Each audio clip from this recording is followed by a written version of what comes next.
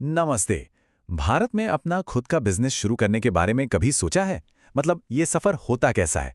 सुनने में तो बड़ा रोमांचक लगता है, लेकिन ये चुनौतियों से भरे एक भूल भुलैया भी है। तो चलिए आज इसी भूल भुलैया को समझने की कोशिश करते हैं।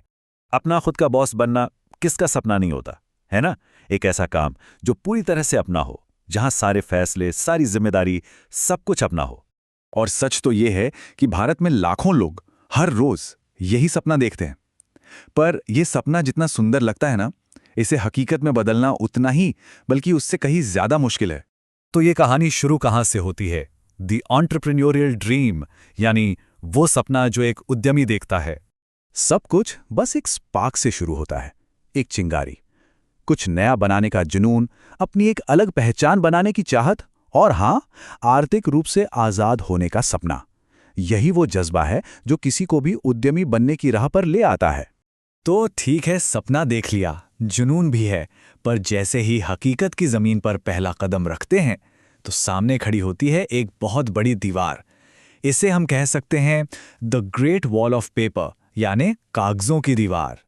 अब ये रेगुलेटरी कंप्लायंस क्या भला है?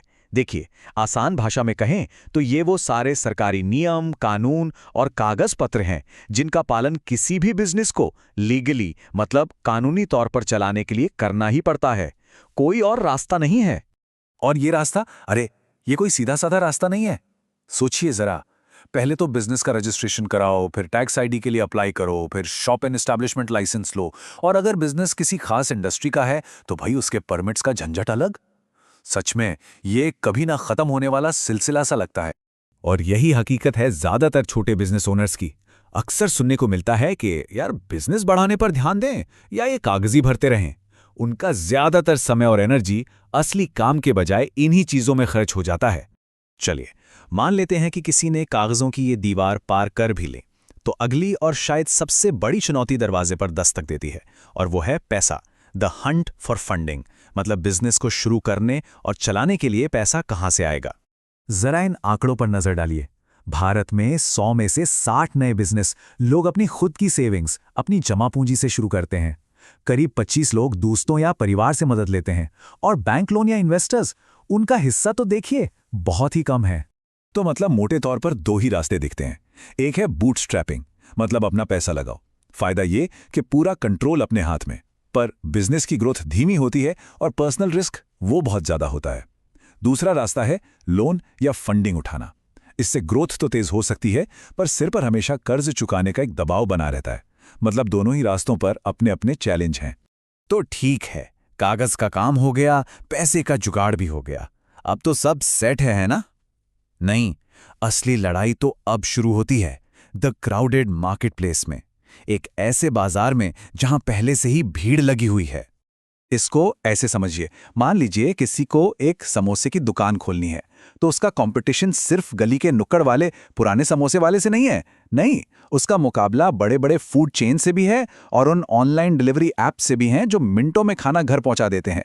मतलब कंपटीशन चारों तरफ से है, छोटी दुकानों से भी, बड़ी चेन से भी और ऑनलाइन वालों से भी।